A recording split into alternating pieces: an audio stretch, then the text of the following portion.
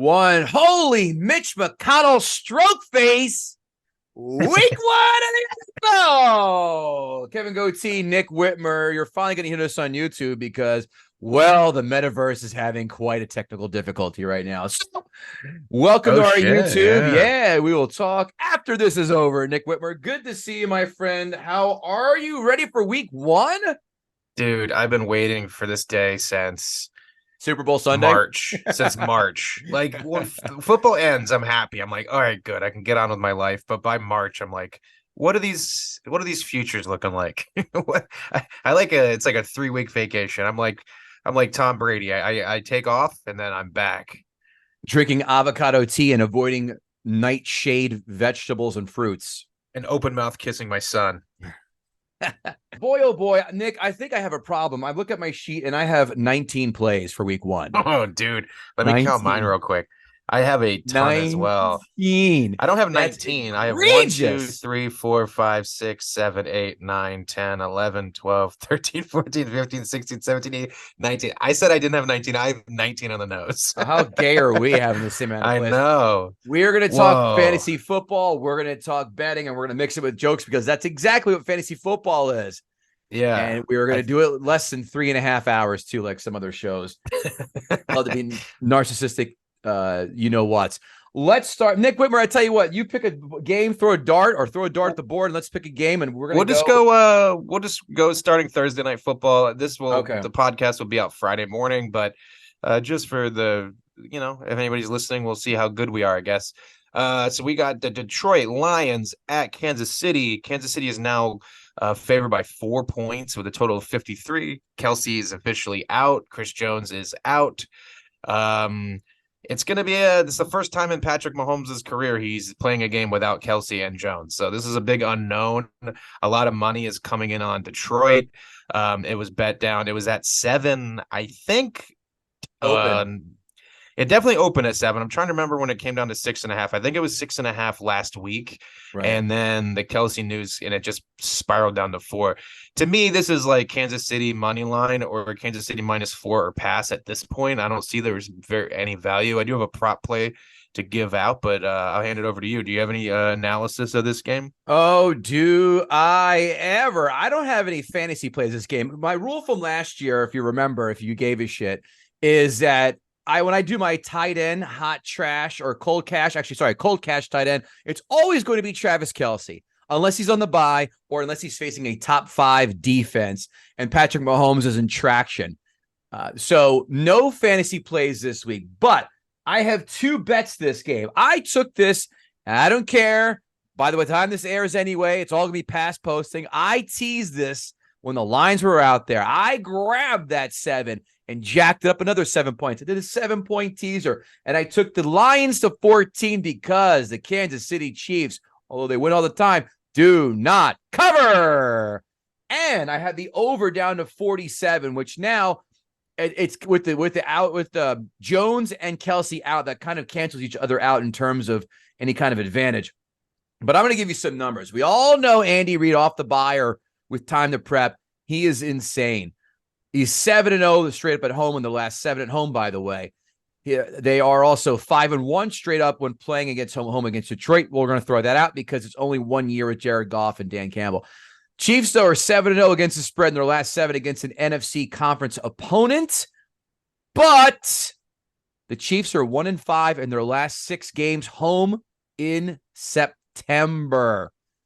Carrying over from last year, the Lions are 4-1 against the spread their last 5 games on the road. They're 1-5 straight up their last 6 when playing on the road in Kansas City. Again, we're going to throw that out because it was pre-Jared Goff.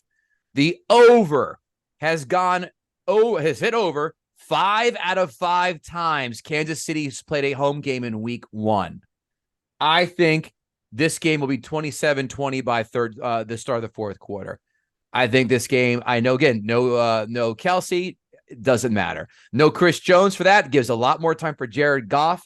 And I know you have some numbers on that too, but I wanted to put a little bit of a bow on it because I think I had something else I was texting you about the Chiefs. Scroll. I got 2 things I can, while you're looking. Go ahead. Yep, go ahead. One, and I couldn't fucking believe this when I saw it.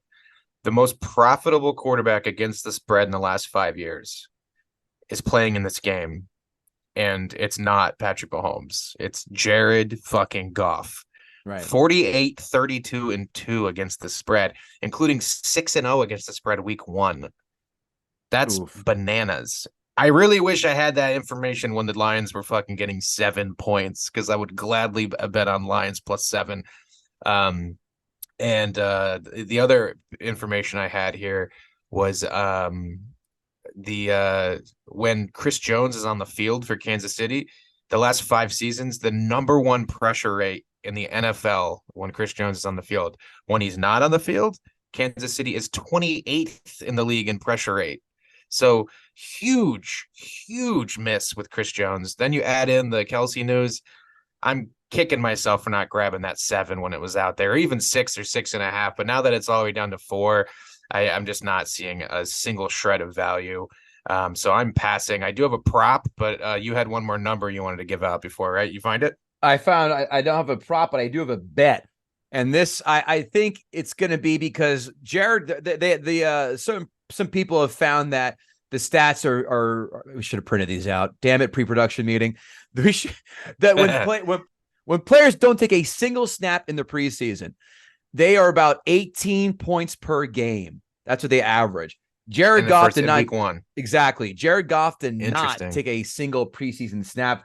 I took the Kansas City Chiefs first quarter money line. Patrick Mahomes did take some snaps in the preseason. I think the Chiefs can come out real fast, especially if they get that coin toss down. It would be great. They're home. They're fired up. They're going to raise the banner tonight. I think that first quarter money line, I like it. And hopefully it hits by the time you hear this. So that way I'll be 2-0. There you go. My play is Jahmyr Gibbs over 39.5 rushing yards. Oh, that's the other one I have. Oh, sorry, go ahead. You have the receiving yards one. So yep. I know that this guy's going to be used as a weapon. They're going to put him in the slot, and he's probably going to catch some passes. But I just I kind of need to see how he's being utilized before I bet on the passing props. But I do know that the Chiefs have a huge disadvantage on the line of scrimmage. The Lions' offensive line is outstanding. They're going to run the ball. David Montgomery is going to split carries with Jahmyr Gibbs. Jahmyr Gibbs is their new toy. When they picked him in the first round, they got a little flack for taking a running back so high, and they took him when Bijan Robinson was still on the board. So I think they're going to want to show off the new toy, show that they were smart in drafting him. So I could just easily see him getting 10 to 15 carries, and behind that offensive line, I just think getting 40 yards is not going to be that tall of a task. So I love his over rushing yards. I believe you had his receiving yards. What was that number? I got it at 28.5. And then I follow a guy named Cody Betts on Twitter. He's pretty good for baseball. He swears he's better in football, but he's pretty good in baseball. He has this pretty cool parlay. I grabbed Jimmy, and it's an alt line parlay because these numbers have spiked. Jahmyr Gibbs is well over 30 yards receiving now. But I did an alternate line money line parlay. I think he had one that was plus 1,100. I got this one at plus 900 because, again, I wanted better numbers. Montgomery, anytime touchdown. Jahmyr Gibbs over 29.5 receiving. Amon-Ra St. Brown over 69.5 receiving. And Pacheco over 44.5 rushing. And again, I also have Jahmyr Gibbs, a separate bet, over 28.5 receiving yards. Gotcha. Anything else for this one before we move on to the week 1 slate on Sunday? No, sir. Let's party. All right. First game on the slate, I have the San Francisco 49ers at the Pittsburgh Steelers. The Steelers are getting 2 points. They're the total of 41.5. We got both of us have a ton of stats on this game. I'll start off with just the obvious ones. Mike Tomlin as a home underdog, 16-4-3 against the spread, 14-9 straight up. I mean, you go 14-9 as an underdog. That's ridiculous. Also, the last 6 season openers, the 49ers are just 1-5 against the spread. So I have a bunch of plays on this game. At the current line at 2, to me, it's only a tease. You tease this to 8. Mm-hmm. But when it was at 3, I took the Steelers at 3. I also took the Steelers money line. I also did the Steelers and a bunch of teasers at 2.5. When they were getting 2.5, I teased them with Green Bay. I teased them with the Jets. I teased them with the Browns. All of those were at 8.5. Now those numbers are all different. But to me, at 2, I like it a little less. I mean, 2 is a key number. 3 is a key number now with the extra point and stuff. I think this game will be close. Getting the threes to me is the most important thing. So at this point in time, my suggestion to anybody listening now would be to tease it to 8. What do you got? Forgive me as I was scrolling, looking for my stuff on this. Did you mention that Tomlin as a dog is 64% as a home dog? Yeah, 80%. 16-4-3. Yep. 14-9 straight up. That's some. I'm also with you, and I also grabbed it +3. We got, again, folks, little known fact, they put out week 1 lines in June, maybe even May. If you see key numbers of a game you like, don't be afraid. We weren't. This is something we didn't do last year. We were waiting maybe a week or two before week 1. That's silly. Yeah. You can get a lot better action before that. So don't be afraid. 100%. Wait for camp to get over, or mostly over, so you're not like a quarterback doesn't go down or a key player doesn't go down with an injury. Right. Wait until a couple preseason games, and when you know that the injury risk is significantly less, these numbers, I mean, you and I hammered the Steelers +3. I mean, I gotta say, this had to have been more than a month ago, right? The beginning of August, maybe. I even think it was July. I really do. End of July. Yeah. So again, week 1, these lines have been hanging forever. So, you could get on us for past posting, but at this point, I'm not going to tell you to bet the Steelers +2 when it was +3 for since June. So I will say tease it now at 2. Anything else for this game? Oh yeah. I would also say, if you say, well, stop past posting, guys, go bet the alt line. You can do it. You're just going to lay a lot more wood to do it, but get on it earlier. I'm obviously on board with you with the Steelers. I have Pittsburgh +8.5, and I teased the Commandos down the -1. You're going to see a theme here. Washington -1. You'll hear about that more in a little bit. But yeah, I also have the Steelers and another teaser. Do I really, or is that the only one I have them tease? I think that may be it. No, yeah, that's it for the Steelers. But yeah, I don't have any other props, but I think the Steelers are just going to, I think this one getting at +3 is gold, absolute pure gold. And as I said before, grabbing the Vikings, the Skins at home down the -1 against the lowly Cardinals. Well, I'll get into that in other bets too. So that's what I have right now for the Steeler game. Cool. On to the next one. We got the Houston Texans versus the Baltimore Ravens. Baltimore now laying 9.5, total of 44. I like this one a lot better at 10. Again, these lines have been out there, but double-digit favorites. Week 1, 5-10 against the spread since 2005. Since 2002, rookie head coaches in their first road game. That's important because the expectations. Their first road game, 56-39-2 against the spread, 58%. Lamar Jackson in his last 2 years is only 5-14 against the spread as a favorite, 1-11 as a favorite when it's more than a field goal.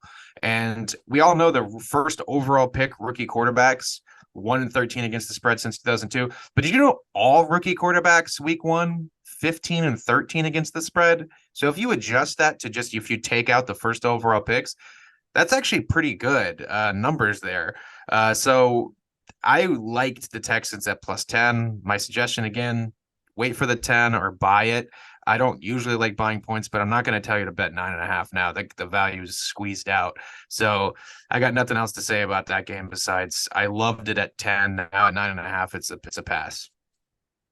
I have a hot trash play for this game. Ooh, and that is Zay Flowers. By the way, that sounds like a hippie drag queen.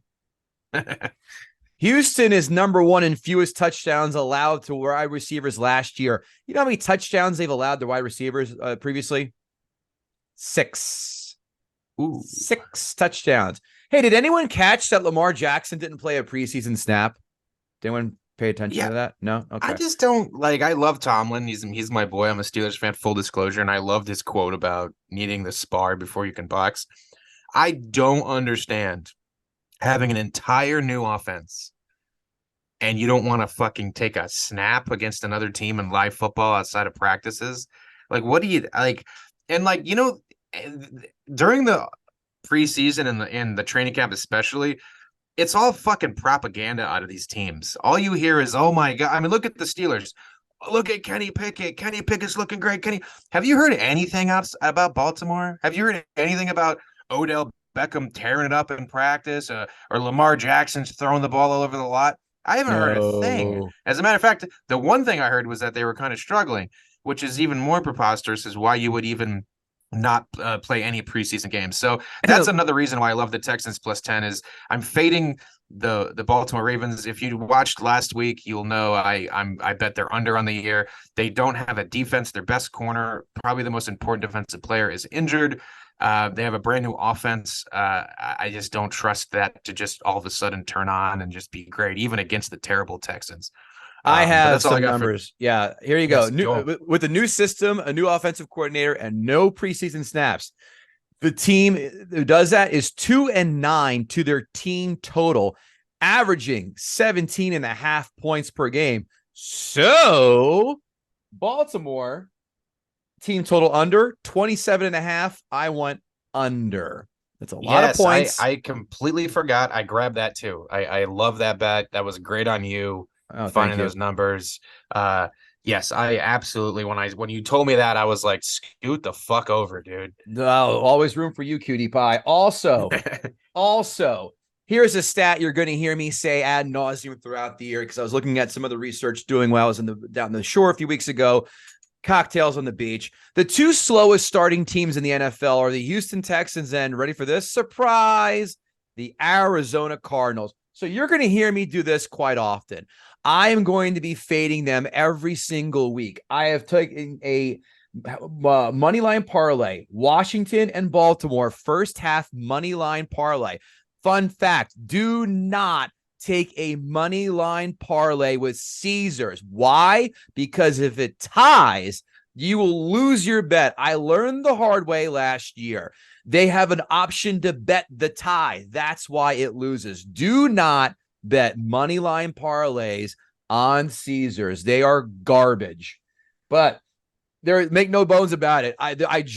There's not a world I see where Baltimore is at home against the Texans with a rookie quarterback and a rookie head coach. By the way, the rookie quarterback, we both took the under yards and touchdowns, if you haven't heard that. And Washington facing a journeyman backup quarterback at home with a pretty solid defense. First half money line parlay, Baltimore, Washington, as well as team total under Ravens, 27.5. I also took the Steelers, I mentioned before, and teased at the 8.5, but with Washington -1.5. -1. And again, Washington, you're going to see a theme, -1 with the Browns catching 7.5. And also the Ravens, I think we'll just dovetail into this next game, Nick. The Ravens now, I did this way earlier too. The Ravens down to -2.5. So below a field goal. And I tease that with the Vikings to a pick 'em. So those are my Baltimore plays I have. A lot of team total unders, first half, and a teaser as well as part of a money line parlay. Nice. Yeah, I'm not as big on the Vikings as you are. I mean, last year we all know the next game is Tampa Bay, Minnesota. You set that up perfectly. Right now it's Tampa Bay at Minnesota. The total or the line is Vikings -5.5, total 45.5. Last year the Vikings, they're a 13-win team. They had the lowest point differential since the merger of a 13-win team. You want to guess what their point differential was? You're going to tell me. -10. They were outscored and they won 13 games. Oof. So fraud. And we both pounded the Giants in that playoff game, knowing exactly these guys were frauds. So again, I hate doing this, but I love Tampa Bay at 6. I bet it at 6. I sprinkled their money line in a round robin underline money line parlay, underdog parlay, excuse me. But at 5.5, I mean, I know 5.5, really is not that big of a deal, but 6 is a big deal. 6, 6.5, and 7 are huge key numbers now, with extra points being missed. So at 5.5, it's just a lean to the Bucks. I think that the Bucks have a good defense. I think last year it was injured quite a bit. I think this year Baker's just gonna. I mean, this is his last shot. So he's gonna throw the ball around. He has good receivers. I just think week one, no team. Yeah, but like Chris Godwin's good. I mean, they have a bunch of talent. So just because one of them's hurt, it's not that big of a deal. But week one, no team knows they're bad. Like the Tampa Bay's not going to walk out here going like, oh, we suck. They're going to go out there completely motivated. They're going to be ready to play. And the Vikings suck. The Vikings lost people too. Like, they're in a quiet rebuild. I don't think they have a good offensive line. They have zero pass rush. Their secondary is weak. Yes, they have Justin Jefferson. Yes, they have TJ Hawkinson. Yes, they have Kirk Cousins, but that's really it. I mean, Madison's okay, but I don't think I think the Vikings are a worse team than they were last year when they were a fraud 13-win team. So I think this is an upset special. Every week one, it happens every year where a team that's supposed to win, a team that especially a bunch of survivor money comes in on and public money comes in on, loses. The Colts last year happens all the time. So I would put the Minnesota Vikings on upset alert. Watch out for Tampa Bay. I did sprinkle their money line. We'll get into that a little later when I give out the round robin underdog parlay. Anything else in that game? Yeah. Oh, yeah. I've got a fantasy play. Wide receiver sleeper, Jordan Addison. Adam Thielen left a lot of targets to be vacated. Speaking of vacated, as you said, my Giants vacated the Vikings from the playoffs last year. Thank you. The bigger shock in Minnesota would have been if you would have found a porno starring Prince, Kirby Puckett, and Joe Mauer double fisting each other. You said it. Shiny toy for Kirk Cousins. For Jahmyr Gibbs. This is Kirk Cousins' shiny toy, Jordan Addison. By the way, Kirk Cousins, the father of the 6-year-old who still has a pacifier in his mouth. So watch the Netflix show Quarterbacks. That's where you know I got this information from, with my own two peepers. That's good that it wasn't a personal anecdote where you were looking at the kid in the basement. You're like, this fucking kid still has pacifier. Buddy, it's the opening 5 seconds in the first episode. You can't miss it. I know. You can't miss it. It's frightening. Dyfus should be called. Go to their house. Go to the house at Sunday at 1:00 Eastern time. Kirk Cousins will be busy. It's only his wife. You can take her down with some few zip ties and some stun grenades. But Jesus. Look, I refuse. Listen, we're talking about home abductions for the kids, for Dyfus. Yes, get him out of there. Post haste. Look, I agree with all your points. I just don't think Kirk Cousins is going to lose the home opener Sunday afternoon, 1:00. We all know the story about Kirk Cousins at home, lights it up when he's in his prime time spot. Again, Sunday at home, 1:00. By the way, you forgot to mention a couple of fun facts. Do you know Ryan Jensen for the Bucks is out for the year? You know, the Bucks center. That's a big loss. He's been out for the year, though. Right. Well, he's going to be out for the entire year and including this game. So that hurts. And Baker Mayfield, out of the last 114 quarterbacks to play in the recent years, he's the third worst in QB ranking. Todd Bowles also, by the way, he's a great coach. No, he's not. He loses against the spread by how much? 13 points. Average loses against the spread.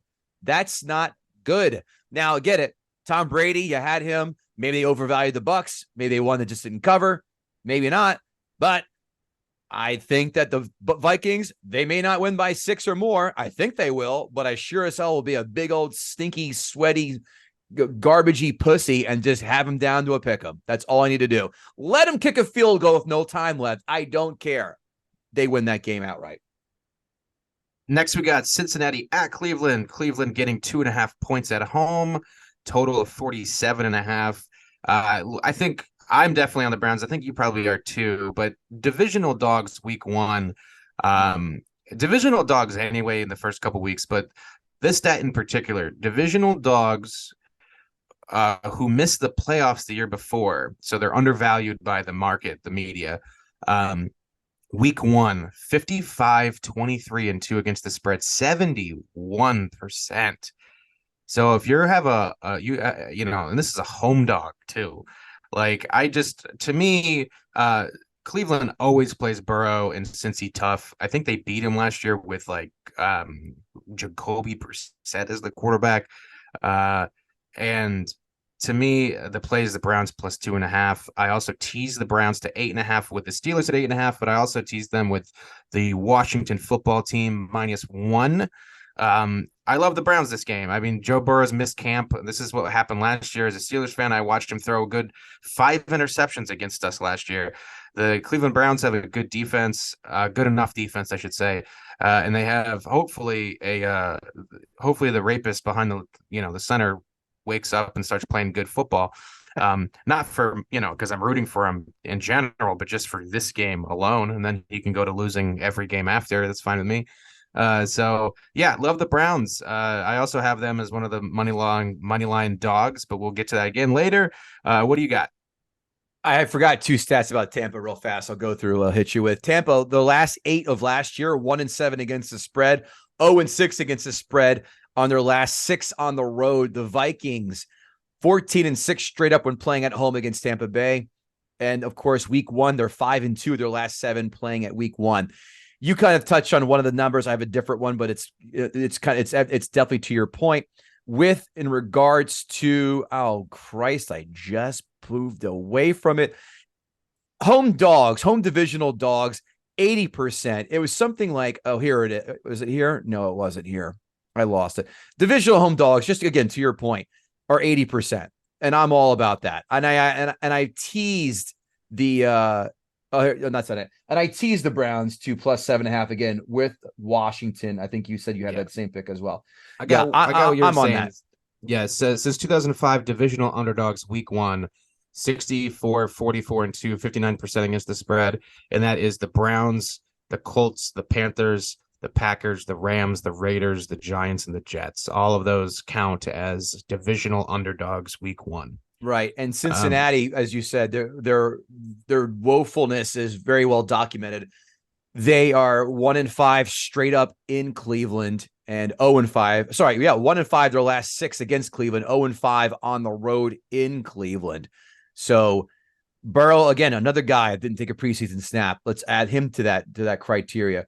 I think this game, that's a pretty easy, was an easy tease, really easy tease. And I guess we should go to Washington because we've been talking about them as a teaser. This is mind-blowingly bad in favor for the Cardinals. The Arizona 0-7 straight up their last 7, and wowzer, it's Washington 8-0 straight up their last 8 against home against Arizona. Throw that out because it's how many people were playing that, but they're 4-1 against the spread their last 5 playing at home in week 1. Here's something that I also grabbed too later on, and that is the total. I got the Washington under 38.5. Why? Washington, 5 out of 5 last year are unders at home, 5 out of 7 against Arizona. But total, Washington, 11 out of 15 under of late. Arizona, under 14 out of 19 in games played in September. That's not good. Yeah, the only hesitation here is just like the Arizona. It's the Washington's such a public team right now, and that's sometimes you just got to be careful of that. The expectations. Again, going back to the point of there's always upsets week 1. We were talking about this before. I'm not touching this game other than the teaser. I teased Washington down to 1.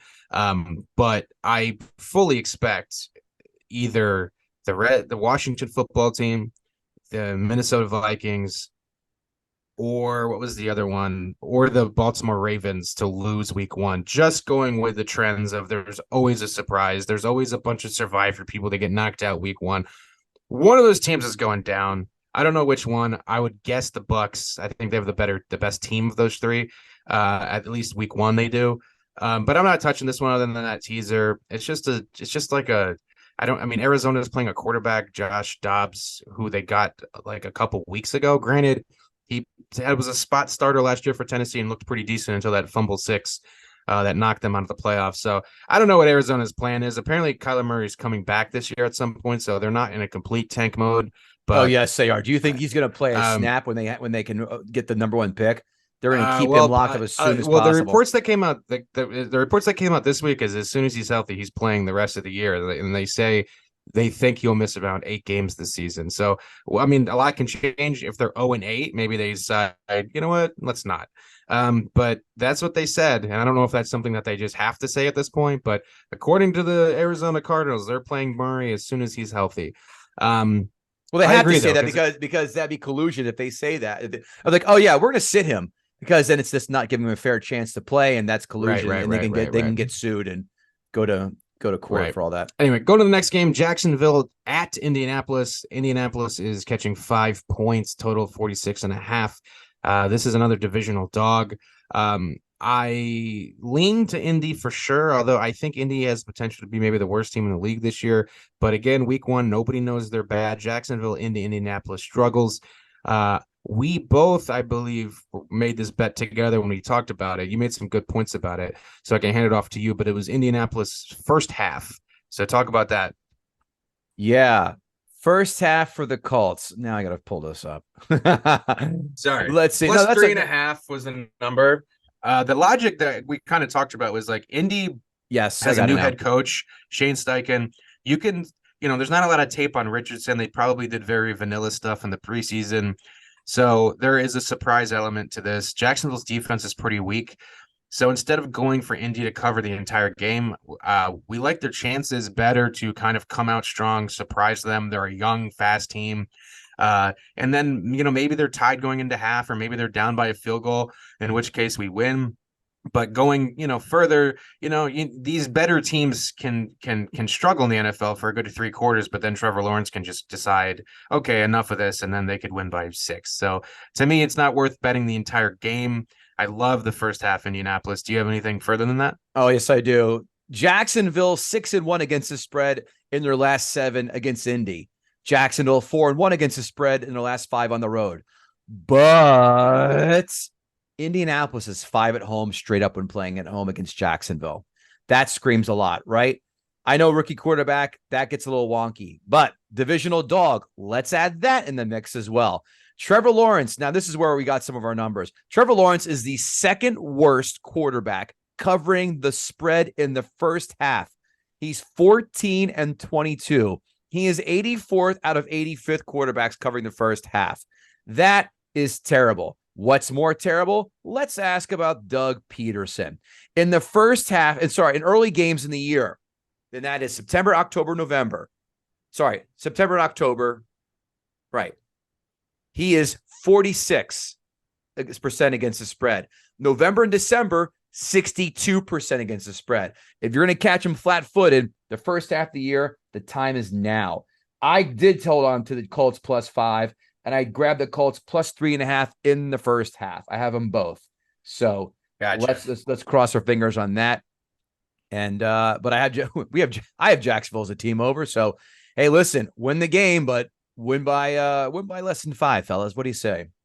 There we go. Tennessee at New Orleans. New Orleans is favored by 3, a total of 42. Mike Vrabel as an underdog. 20-19 straight up. Oh boy. That literally a winning record as an underdog. And that's not like Tomlin as like a home dog or this is just in general as an underdog. Anytime he's an underdog, he wins one more game than he loses. 23-15-1 against the spread. I love the Titans at +3.5. Beware, this is a very public dog. Public dogs don't bark. Same with the Steelers getting points. It scares me. It really does scare me to take both these teams, but I love them. The line is now 3. I still would take Tennessee at 3. At 3.5, though, it's like that's perfect to me. At 3, the possibility of a push is still there, but I really like Tennessee. They were 7-3 last year when the worst thing could possibly happened. They finished out the season 7-10. So many fluky losses. They had a game where they lost like one possession where Malik Willis had like 96 yards passing. They took the Kansas City Chiefs to overtime with Malik Willis, who had like 100 yards passing that game. They lost a lot of games that they should have won and could have won. Very fluky. Josh Dobbs' fumble 6 against Jacksonville. It was just the season from hell from them. I expect them to be a lot better. Their defense is good. I love them. I love their over. We talked about it last week for the season, but for this week, +3.5 I love it. +3, I'd still take it. What do you got? I do have a fantasy play this game, and that is Derek Carr, $5,300 on FanDuel. Tennessee secondary blows. It is the 29th ranked defense overall. The time for redemption is now, or the time for unemployment begins at Christmas for Derek Carr. I'm buying on him. I am. Look, Alvin Kamara suspended. Kendre Miller is hurt. Tennessee's run defense is exceptional. So what else is there to do? sit back in that pocket and just pick that dog shit secondary apart. Chris Olave should have a field day. I don't know why I don't have him as a sleeper. And I just can't go against the Saints at home. I can't go against them. I'm not betting this game, but I just, the 3.5 is intriguing. I get the Vrabel love, but Malik Willis, I mean, that's a good Saints defense. I really don't know what he can do. We got Ryan Tannehill. We have Ryan Tannehill back, baby. He's in. Thank you for making, I'm sorry, Tannehill. Why did I even say Malik Willis? Tannehill. Not that he's much more of an upgrade, but better nonetheless. Would I be surprised if this covers? No. Would I be surprised if Tennessee wins by 7-10? No. So other than Derek Carr, this game is a complete pass for me. Gotcha. We covered Arizona, Washington. Next one, we got Carolina at Atlanta, another divisional dog in Carolina, getting 3.5 points in Atlanta, total of 39.5. I hate this game. I hate everything about this game. I hate both teams, honestly. A lot of people on the sharp side, apparently, the public side around Atlanta, but I can't take the points with Carolina. They look terrible. Rookie quarterbacks week 1, terrible. Desmond Ridder, I think, is going to be terrible. So if I don't see a second of this game, I'll be happy. I'd rather watch. I mean, what's a terrible movie? You're the movie guy. I'd rather watch Napoleon Dynamite. I'd rather watch Napoleon Dynamite in Spanish than this shit. This is a terrible football game that won't be on any screen near me. So that's all I got to say. I have something to say about this game. It's going to stink, but you know what these two teams hate doing? Scoring. Guess who grabbed the under weeks ago? I got it at 42.5. So when you tell me that, thank you very much. When you tell me that this game is, what do you say, 39.5 now? 39.5. Oh my God. I got an extra field goal of value. Sign me the hell up. By the way, this team did have a shootout last year. I will say that, but that was with 2 different quarterbacks, different circumstances, different teams. So I'm not going to act like that's going to be a thing that's going to happen again. Well, you can't because it's a rookie quarterback making his NFL debut. And Desmond Ridder might as well be rookie quarterback. I don't get the Atlanta love. Maybe I'm going to have egg in my face and I'm going to look really stupid when they go, 11-6 and win the division. But no, I just don't understand. I don't understand why people are so high in Atlanta. Do you not realize the most important position on the field is quarterback? And you have Desmond Ridder, who everybody's like, he doesn't have to be great. Yeah, but he can't be bad. He was bad last year. He wasn't average. He was bad. So you're telling me, and this is another one, where is the fucking propaganda from Atlanta? I haven't heard a single thing about Desmond Ridder having a great camp. Oh my God, you got to see Desmond Ridder. He has command of this offense. He's the team leader. Everybody loves. I haven't heard a fucking peep. Because they know. That's why they fucking know, and they're not going to let this guy collapse under the expectations. They're like, this guy stinks, and they're going to be in the sweepstakes next year for a very, very good quarterback, as far as I can say. Anything else on this one? Yeah, I do. The under has gone for Carolina. 6 out of 7 played in September. That's another bullet in my chamber. Overall, let's get a nice sample size if that's not good enough for you. 14 out of 20 versus Atlanta versus Carolina. 14 out of 20 have went under. Under 6 out of 9 Atlanta versus an NFC opponent. This game's not going to have scoring. It's going to be like watching 2 monkeys fuck a football. And that involves. I'd rather watch that. Yeah. And I think Napoleon Dynamite in Spanish would be funnier anyway, period, just to watch it, because the movie's terrible. That movie's dog shit. Give me the 42.5, and I love the value I have. So there you go. On to the 4:00 slate. We have the Philadelphia Eagles at the New England Patriots. New England is catching 4 points with a total of 45. This one scares me a little bit. I mean, you have Belichick with an entire offseason to prepare for a team that just lost both their coordinators. New England got better on defense. But last year, I was all over New England week 1 against McDaniel, and I thought that Belichick versus the rookie head coach would be such a slam dunk, and they looked terrible. They looked unprepared. Granted, they had a terrible offensive coordinator. He's a fucking defensive coordinator, Matt Patricia, who, by the way, is in Philadelphia now as like a defensive assistant or something. So maybe there's some inside information there as well. But the only thing I gather from this game is the under 45. I took it. it's not one of my favorite plays of the week, but I do think Mac Jones putting up points is not really a likelihood. And I do think Philly could look a little sloppy with the moving parts of missing their coaching and not really playing that much in the preseason. And I kind of just could see this game kind of falling like the Eagles win like 23-10, something like that. So I'm not taking the spread because I'm still afraid of Bill Belichick. Just PTSD from all the years this guy just raped my soul. But under 45, I do like.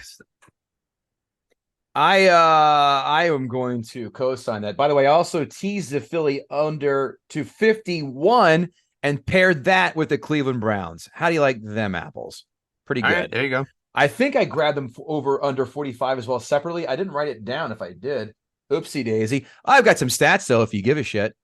Hey, the under is stats. The under has hit in Philly's 4 out of their last 5.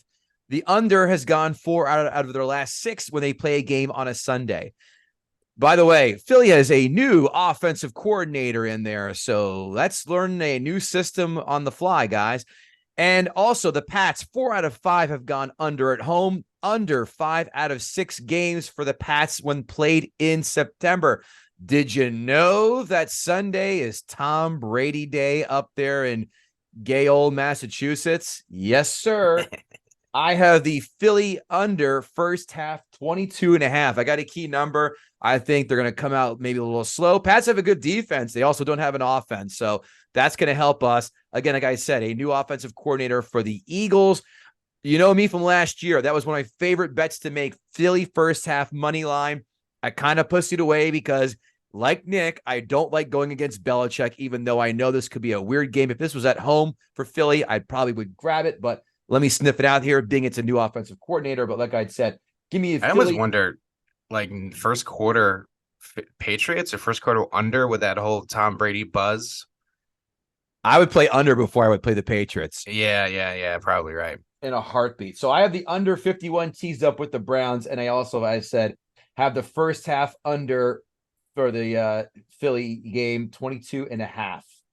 No. All right, on to Miami at the Los Angeles Chargers. Chargers are favored by 3 points with a total of 51.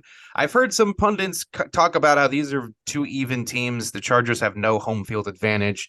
The fact that the Dolphins are catching 3 is ridiculous, but the Dolphins also seem to be on the public side. I'm just never liked Tua. He's 1 hit away from being out of the league. I do love the Chargers roster. I do have their over or their bet them to win the Super Bowl. Actually, one of my Super Bowl picks.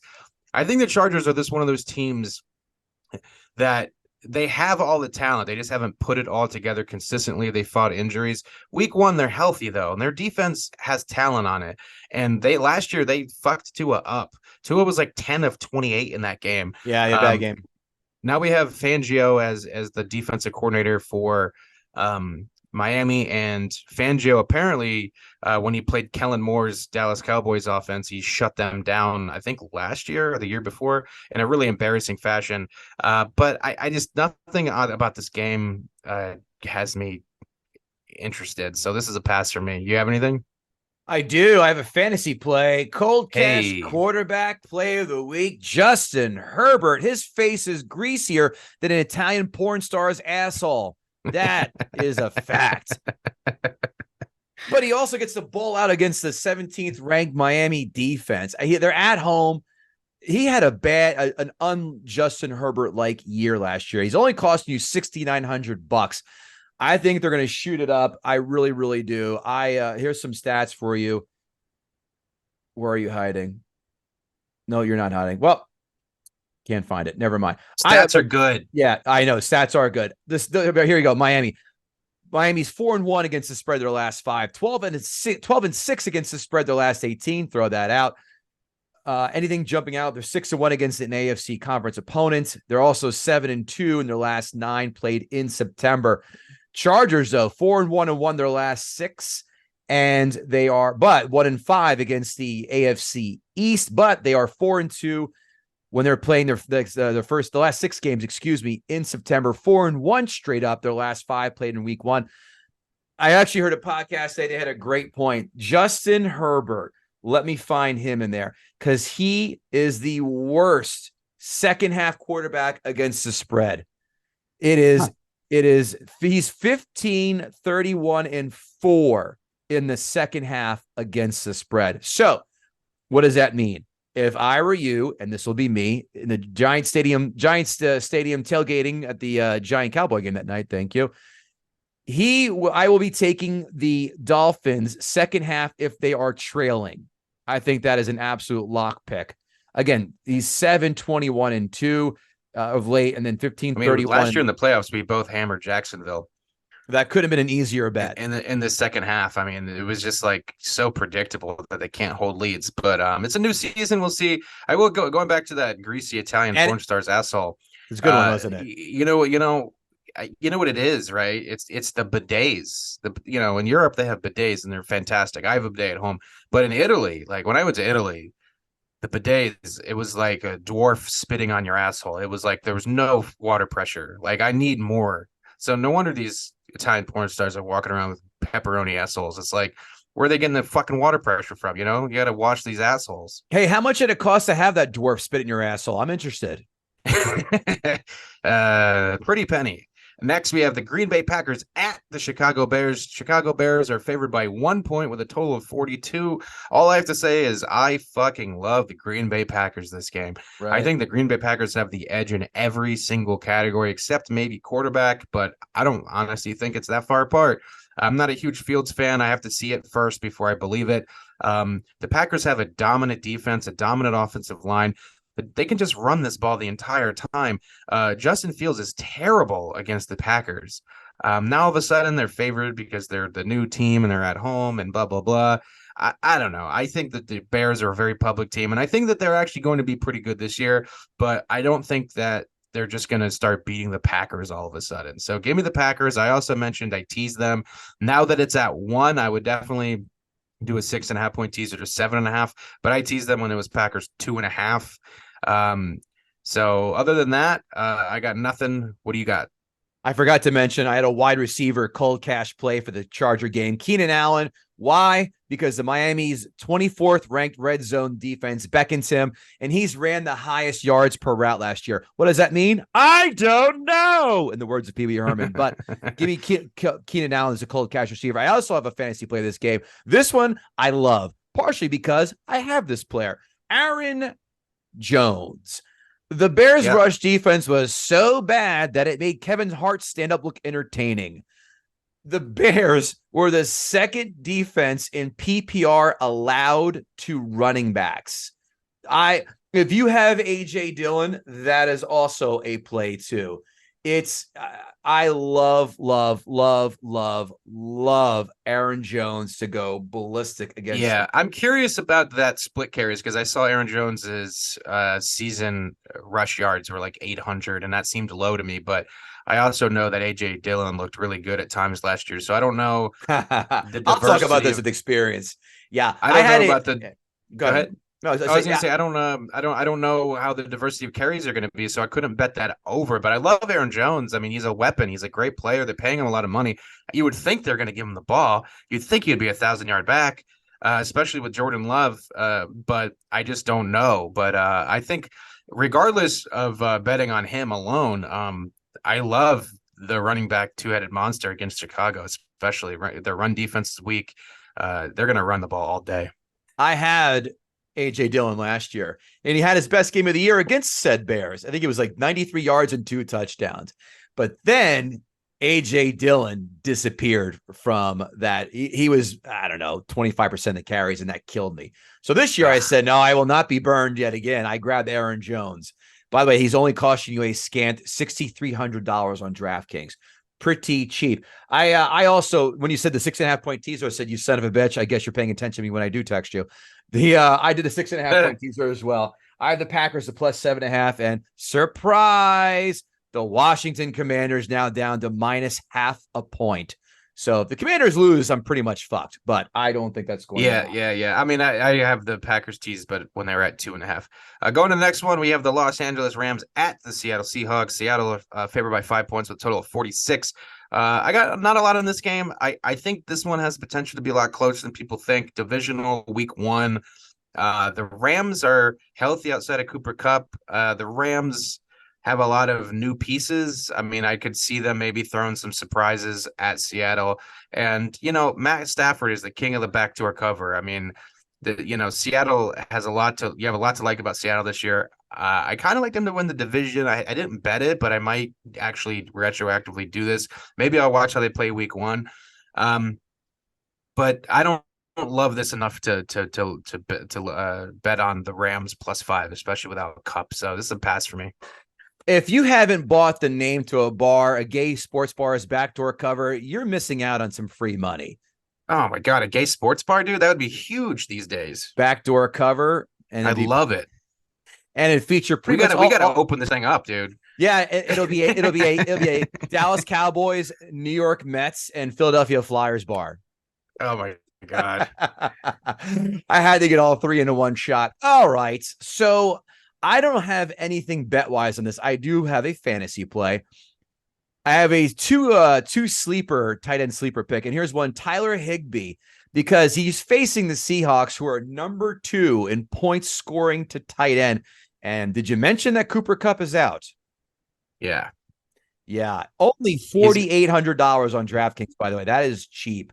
I actually have in one of my leagues. I took him in the comics league last night, actually. I think he's going to be that safety blanket. Give me, with the top of your head, who are the other 3 wide receivers for the Rams? Go. Ooh, Tutu Atwell. A guy with an even harder name to pronounce who had a really good preseason. Right. That's Van Jefferson. Right. So that took you about 7 seconds. Well, yeah, that's not good. Canning Akers would be the only other weapon you could think of on that team. I think. Yeah, that guy's just been a disappointment since he walked into this league. I can't hang my hat on Cam Akers. No. I've never drafted him, and I never will. I have nothing on this game. It's not that I play fantasy, but it's Seattle or pass for me, and I'm going to pass. I just think it's Rams or pass, but I get it. It's just that I'm not touching it. Yeah, that's the best home field. Pete Carroll gets him juiced up. Geno Smith got paid. He's going to want to show up. I mean, look at Seattle week 1 last year against Denver. I mean, again, I always bring this up, but I hate to be the guy. Divisional dog, I get it. But for this game, I'm sorry, not for last year, but for this game, divisional dog too. Speaking of divisional dogs, the next one we have the Las Vegas Raiders getting 3.5 points against the Denver Broncos. In Denver, total of 44. Denver's got a very strong home field, especially in September.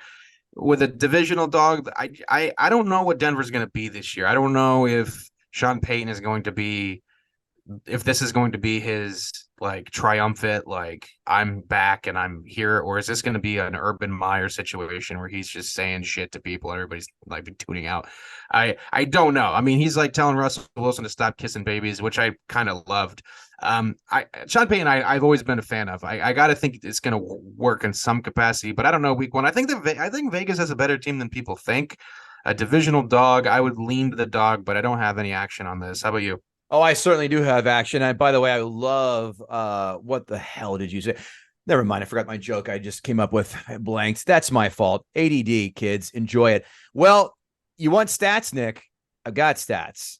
The Vegas Raiders are 10-1 against the spread in their last 11 at Denver. They're 6-0 straight up against Denver. They're 4-1 against the spread in Denver. Vegas also 4-1 against the spread against an AFC West division opponent. Denver 2-4 against the spread. Their last 6 games at home, as I mentioned, they're 1-4, obviously 1-4 against the spread when at home against Vegas. The 1-9 against AFC West division foes. What does that tell you? It tells me that +4.5 is a gift, and I'm not going to turn a gift horse in the mouth. And that is exactly what I did. I have Vegas +4.5. That's another one I grabbed early on in the summer. Next one, we have the Dallas Cowboys at your New York Giants. You'll be at this game. Yep. Giants getting 3.5, total of 46. I don't have anything on this one either. I lean the Giants getting the 3.5. I worry that Dallas has kind of owned the Giants of recent. They just look like a better team. And hi, baby. That's my daughter. Well, we're almost done. I got one more game to talk about. I was gonna say I'm right here. Yeah, I lean to the Giants, but I don't know. I think Dallas has one of the best rosters in football. I'm afraid to go against them in this one, but I think the Giants, if I had gun to my head, I'd take the Giants plus 3.5 every time. Well, you should know that Danny Dimes is a top 5 quarterback against the spread. He's something like 64% against the spread. And that was that set game last year when they did lose at home, but covered on the last second touch, literally the last 6 seconds of the game, scored a touchdown to backdoor cover it. It's Giants or pass. If I go hot on Sunday, will I get drunk enough in the parking lot to take it, especially if it's the +4? You bet your ass I will. You bet your ass I will. You bet your ass I will. I will also say I have another tight end special this game. Well, to surprise of no one who's a New York Football Giant fan, Dak Prescott loves to spread open our leather Cheerio and just plow it in there. Why? Well, Dak Prescott, 30 for 335 and 3 touchdowns on 33 targets. So 33 attempts, 30 completions, 335 yards, and 3 touchdowns. God damn, threes are wild against the Giants. So that means take Jake Ferguson because the Giants covered tight ends as well as Cardi B covers Tolstoy. It's embarrassing. It's embarrassing. So yeah, it's Giants or Pat. If it gets to 4, you'll see your boy fucking pop that up on the old text saying hop on board. So that's what I have. I don't have any other game. I don't have anything else in that game too. So. Last game we have the Buffalo Bills at the New York Jets. Jets getting 2.5 points, total of 45.5. I love the Jets here.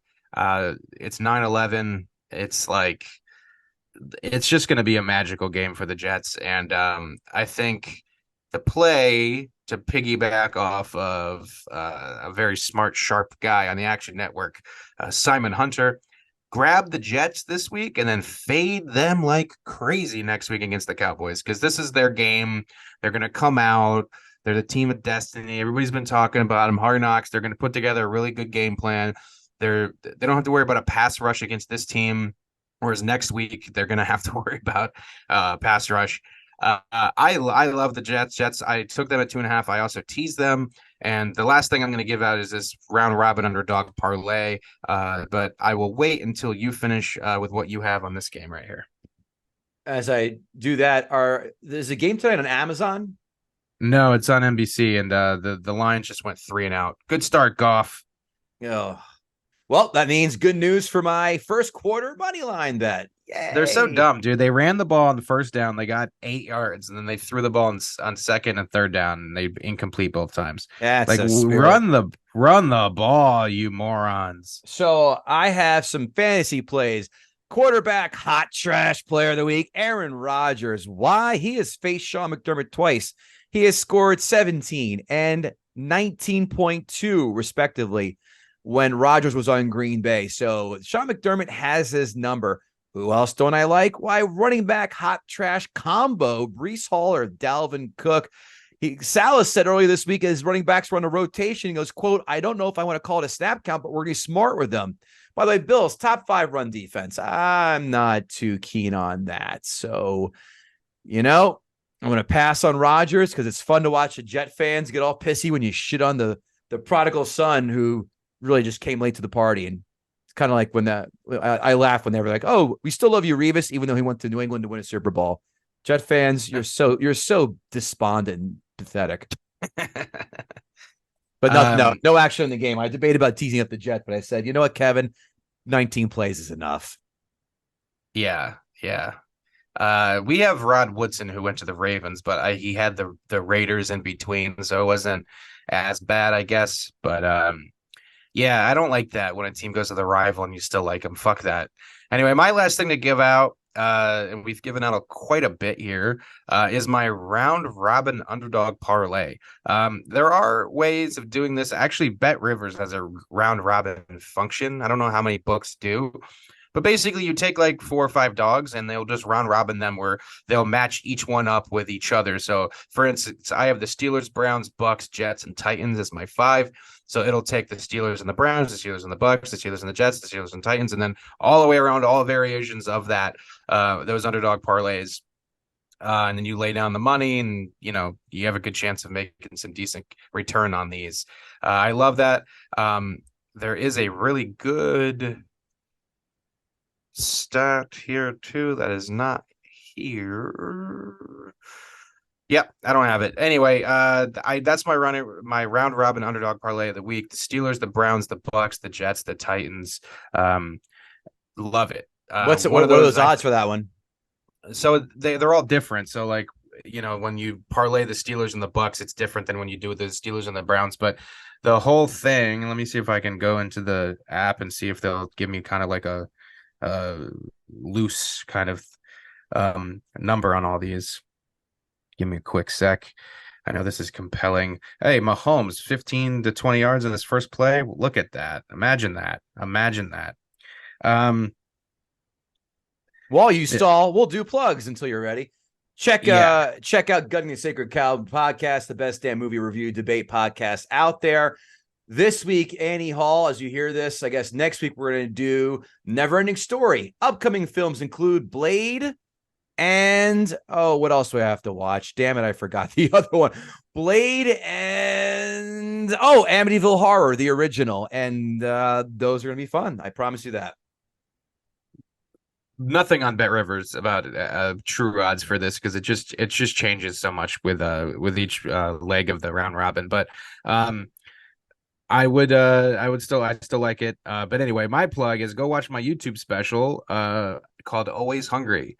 And if you want to watch where I get paid a little bit of money, go on Tubi, Tubi, and it's a free app. And just look Nick Whitmer and Always Hungry up. You'll see it and you'll watch it, and I'll get a measly 80 cents or something. But hey, it adds up. Okay. That's up to $18, man. Good luck. Yes. Yep. Excellent. Well, congrats on that. And listen, Fantasy Jibber on Twitter, I believe. Fantasy Football Jibber Jabber on Instagram. Give us a follow. And on YouTube now, it sounds like. So Nick's going to set that up for us, and we appreciate that, guys. Any other Woodyisms or any other catchphrase you want to drop here at the end of the podcast before you let everybody go? No, I'll just do a quick recap here. Jahmyr Gibbs over 39.5. Pittsburgh, Green Bay teaser, both getting 8.5. Washington, Cleveland teaser, 7.5 for Cleveland, 1 for Washington. Houston plus 10, Titans plus 3.5. Steelers, Browns teaser at 8.5. Browns money line.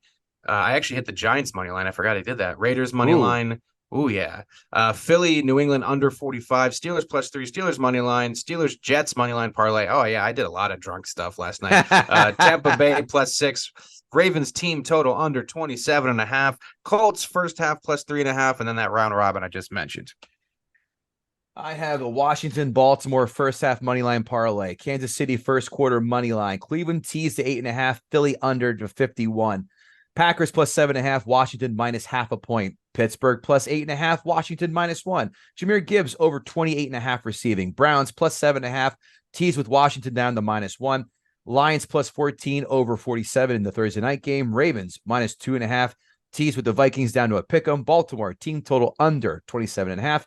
Pittsburgh Steelers plus 3, Falcons under 42.5.